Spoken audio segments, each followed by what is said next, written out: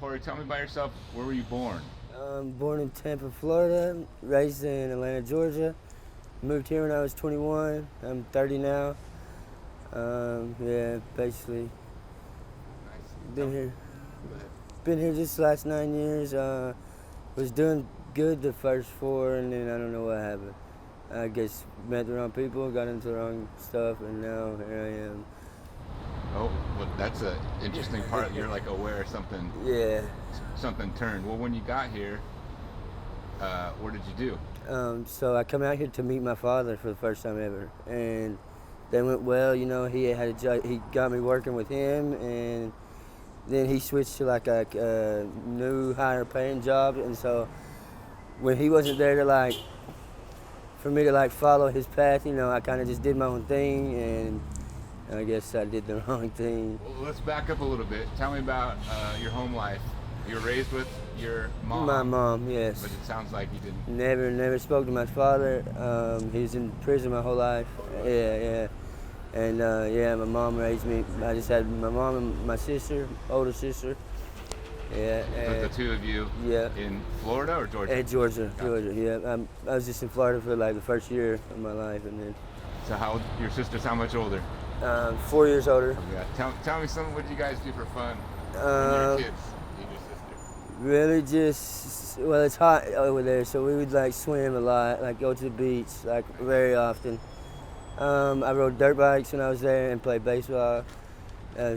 Yeah, basically that was what I was wanting to do. That was my dream, is to play baseball, but you know. Well, still, you got some life in front of you, so. That's Okay, true. well, tell me about your dirt bike experience. Did you So have your own dirt bike? I did, What'd you yeah. get? What'd you have? it was like a Kawasaki. It was like a Kawasaki CR90, and I got into it because my best friend I grew up with, he was like really heavy into it, and you know, it was fun. So you know, but it's really dangerous as well as hard, and you know, it's like What's so fun about it? yeah, it's true. Kawasaki, I think, is KX. Honda is CR. Okay, yeah. So I know it's been some years. Yeah. I love dirt bikes. Yeah. Super fun. Nice. Yeah, they're Grew up so riding fun. too. Super fun. Absolutely, yeah. So in Georgia, was there tracks or Oh trails? yeah, all over. You rode the Yeah, track? yeah, Did absolutely. you Yeah, do yeah, Oh, absolutely. yeah, that is dangerous. Oh yeah. I actually wrecked one time and like messed up my knee. Like still to this day, I tore like what is it, a like some main tendon in my knee, and it's like, yeah, that really slowed me down super, Yeah. and that's when I kind of just fell out of it. So, how old were you let's see, when you went to high school? I went In to high school. Georgia? Yeah, for only like, I didn't complete high school though. Yeah. That's when I first got introduced to drugs. What was the first introductory drug? Meth. Oh, meth. Yeah. Went from nothing to meth? Well, I mean, smoking weed, Sure. but yeah, it's just straight to meth, yeah. How did that introduction happen? So basically, I was living in a smaller town, like just 15 minutes north of Atlanta, and like that's just what the city's known for, is like, you know, super meth. And so I would just see the older kids doing it, and so I wanted to be cool, fit in, whatever, and tried it, and yeah. Just out of like curiosity and Yeah, wonder what this is like. absolutely, yeah. We all experiment for sure. Yeah. Well, tell me about, so how long did you stay in Georgia or around there? So I was there until I was 21. Yeah. And then you came to Seattle? Yep. And tell me about your dad got out of prison. Yep. And he then tell called me about me. how did that connection happen? So he just called me, like I got a call out of the blue. I don't even know how he got my number. I guess he spoke to my mom or something. But somebody just called me out of the blue. I didn't know who it was. He was like, "It's your father. I just want to see if you want to, you know, start a relationship. Like, sorry I wasn't there and whatnot, but, you know, I'm here now and I'm trying to start a relationship with you." So I was like, hell yeah, you know. What was that like? It was super Getting that crazy. call? It was crazy. It was really, you know, it was wild. I couldn't, you know, I was like, wow. My original plans was just to come out here for 2 weeks, just to, you know, meet him, and I just never left, you know, because we clicked very well. Like, And so you never met him ever? never spoke to him. Never spoke to no, him? Nothing? nothing. For 21 years, yeah. And out of the blue, you get a call. It's like, Yes. this is your dad. Yeah, I'm like, what So the your fuck? mind Yes, exploded. it was a trip. And I mean, I can imagine. Oh the yeah, emotion, just it was insane, absolutely. Yes. Yes. Yeah, and it was super cool though when I got here and met him. Like it was like we like been together my whole life. And Like tell me about, did he pick you up from the airport? yeah, picked me up from the airport, and we looked like identical to each other. So like I didn't even have to like look for him. Like when I seen him, I knew exactly like, whoa, that's him for sure. You know. Tell me what that was like with him and you. Fuck, it was very, a lot of emotions. Obviously, it was just really cool. It was awesome actually. It was very awesome. I'm glad I did it. Nice. I'm glad that you did it and he did it.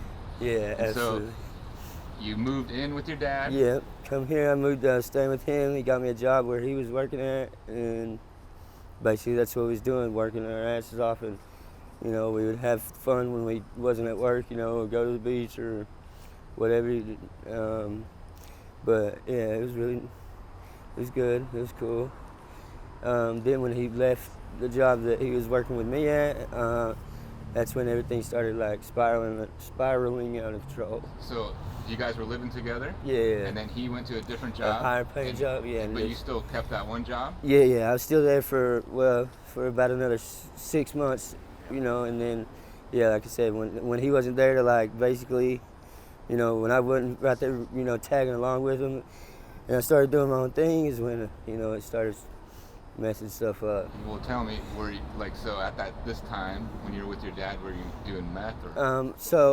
Yeah, absolutely. I was doing meth, and actually I just got like hooked on heroin at this time. So, but I was still maintaining my job and stuff. I was functioning well, and then, but because he was there like with me 24/7, like.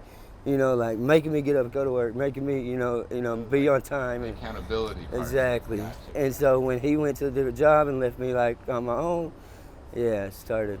Yeah. So tell me about that kind of spiral. You used the word spiral. Yeah. So it just started with showing up late, many days at a time, and then not showing up at all, and then losing my job. And once I lost my job. He was like a traveling chef, so he would be like gone for like a week or two at a time, and so yeah, basically I was just on my own and yeah, not doing anything I was supposed to be. Yeah. And so you were in that space, that house, and then what was the transition from the house and where'd you go after that?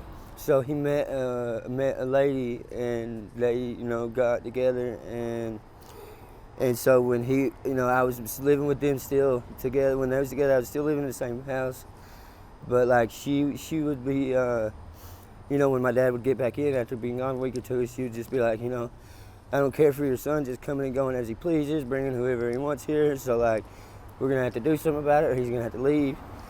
And my dad was on my side at the first, but like I mean, he understood, like he didn't want what I was doing either. So eventually he had to just tell me, you gotta fix it, or go on your own.